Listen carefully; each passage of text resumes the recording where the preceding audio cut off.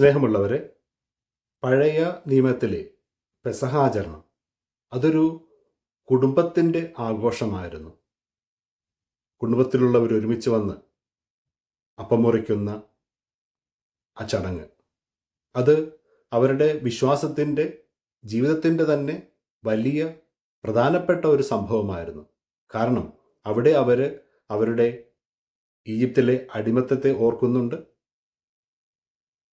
അവിടെ നിന്നും ദൈവം മോശ വഴി അവരെ രക്ഷിച്ച ആ രക്ഷാകര പ്രവൃത്തി അതും അവരവിടെ അനുസ്മരിക്കുകയും അടുത്ത തലമുറയിലേക്ക് പകർന്നു നൽകുകയും ചെയ്യുന്നുണ്ട്. പുതിയ നിയമത്തിൽ യേശു തൻ്റെ ശിഷ്യരെ സുഹൃത്തുക്കളായിട്ടാണ് കാണുന്നത്. ദൈവത്തിൻ്റെ ഇഷ്ടം നിറവേറ്റുന്നവരെല്ലാം തൻ്റെ മാതാപിതാക്കന്മാരും സഹോദരി സഹോദരന്മാരുമാണെന്ന് യേശു തുറന്നു പറയുന്നുണ്ട്. ഇന്ന് യേശു അവരോടൊപ്പം അവൻ്റെ അവസാന അത്താഴം ആചരിക്കുമ്പോൾ, പെസഹ ആചരിക്കുമ്പോൾ ഈ ഒരു ബന്ധത്തെ ദൃഢപ്പെടുത്തുകയാണ്. അവനോടൊപ്പം ആ മേശയ്ക്ക് ചുറ്റും ആ ഭവനത്തിലായിരിക്കുന്ന മനുഷ്യർ അവൻ്റെ പുതിയ കുടുംബത്തിലെ അംഗങ്ങളാണ്. ഈ ഒരു ബന്ധത്തിന് യേശു തിരഞ്ഞെടുക്കുന്ന അപ്പവും വീഞ്ഞും അതൊരു പെസഹ ചടങ്ങിന് ഒരിക്കലും ഉപേക്ഷിക്കാനാകാത്ത ഒന്നായിരുന്നു. എല്ലാ മനുഷ്യനും വേണ്ടതാണ് ആഹാരവും പാനീയവും. അപ്പം എന്ന് കേൾക്കുമ്പോൾ, അല്ലെങ്കിൽ ആഹാരം എന്ന് കേൾക്കുമ്പോൾ, പലസ്തീനയിലെ മനുഷ്യർ മിക്കവാറും തന്നെ അവരുടെ പൂർവ്വപിതാക്കന്മാർ മരുഭൂമിയിൽ ഭക്ഷിച്ച മന്നയെ ഓർത്തിട്ടുണ്ടാകും. അതുപോലെ തന്നെ ജെറുസലേം ദേവാലയത്തിൽ വെച്ചിരിക്കുന്ന കാഴ്ചയപ്പം ഇസ്രായേലിലെ ഓരോ വംശത്തെയും പ്രതിനിധാനം ചെയ്യുന്ന 12 അപ്പത്തെയും അവർ ഓർക്കുന്നുണ്ടാകും. മന്ന 40 വർഷമാണ് ഈ മനുഷ്യർ ഭക്ഷിച്ചത്.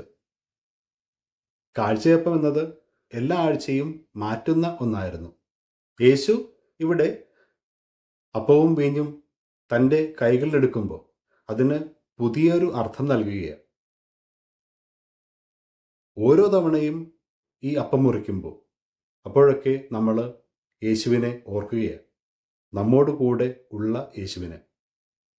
ഈ ഒരു അടയാളം വഴി അവൻ പറയാൻ ആഗ്രഹിക്കുന്നത്, അവൻ എന്നും നമ്മോടുകൂടെ ആയിരിക്കുവാൻ ആഗ്രഹിക്കുന്നു.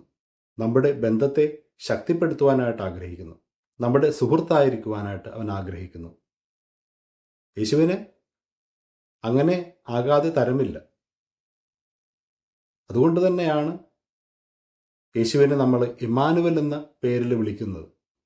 ദൈവം നമ്മോടുകൂടെ. അനുദിനം നമ്മൾ ഉപയോഗിക്കുന്ന അപ്പത്തിൻ്റെ അടയാളമല്ലാതെ, ആഹാരത്തിൻ്റെ അടയാളമല്ലാതെ മറ്റെന്താണ് യേശുവിന് തൻ്റെ സ്നേഹത്തെ, തൻ്റെ നിരന്തരമായ സ്നേഹത്തെ കാണിക്കുവാനായിട്ട് ഉപയോഗിക്കാൻ പറ്റുക? ഇതിൽ കൂടുതൽ എന്താണ് അവന് നൽകുവാൻ സാധിക്കുന്നത്? അപ്പം എന്നുള്ളത് ആഹാരത്തെ ഓർമ്മിപ്പിക്കുക. അതൊരു വസ്തു മാത്രമല്ല, അതിലൂടെ മറ്റ് പലതും നമ്മൾ അനുഭവിക്കുന്നുണ്ട്. അത് നമുക്ക് വേണ്ടി ഒരുക്കുന്ന, പാചകം ചെയ്യുന്ന, കരുതുന്ന മനുഷ്യരെപ്പറ്റി, അവരുടെ സ്നേഹത്തെപ്പറ്റിയൊക്കെ നമ്മൾ ഓർക്കുന്നു അവിടെ. ഞാൻ ഓർക്കുകയാണ്, പണ്ട് കുഞ്ഞായിരിക്കുമ്പോൾ അമ്മച്ചി ഭക്ഷണം പാചകം ചെയ്തത്. അതിനൊരു പ്രത്യേക രുചിയായിരുന്നു. വളരെ സാധാരണ ഭക്ഷണമായിരുന്നെങ്കിലും അതിന് ഒരു പ്രത്യേക രുചി തന്നെയായിരുന്നു.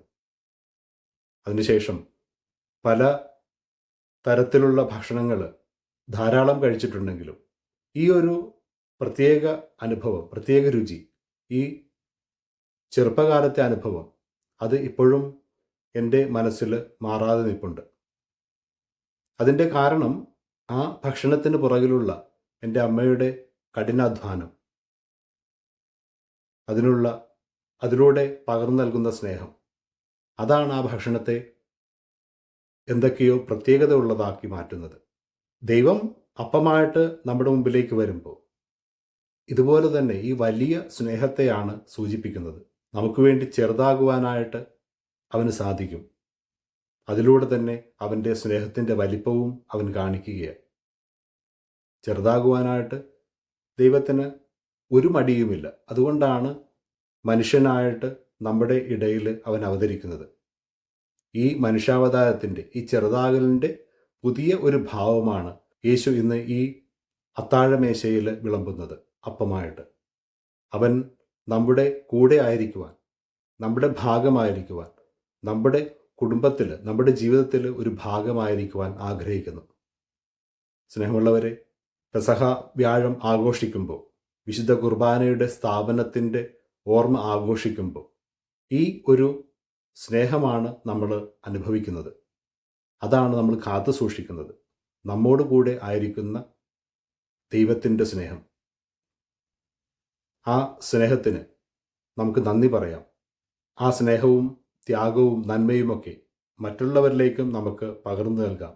അങ്ങനെ നമ്മുടെ വിശ്വാസവും നമ്മുടെ ജീവിതവും നമ്മുടെ കൂട്ടായ്മകളും സുന്ദരമാക്കുവാനായിട്ട് നമുക്ക് സാധിക്കട്ടെ.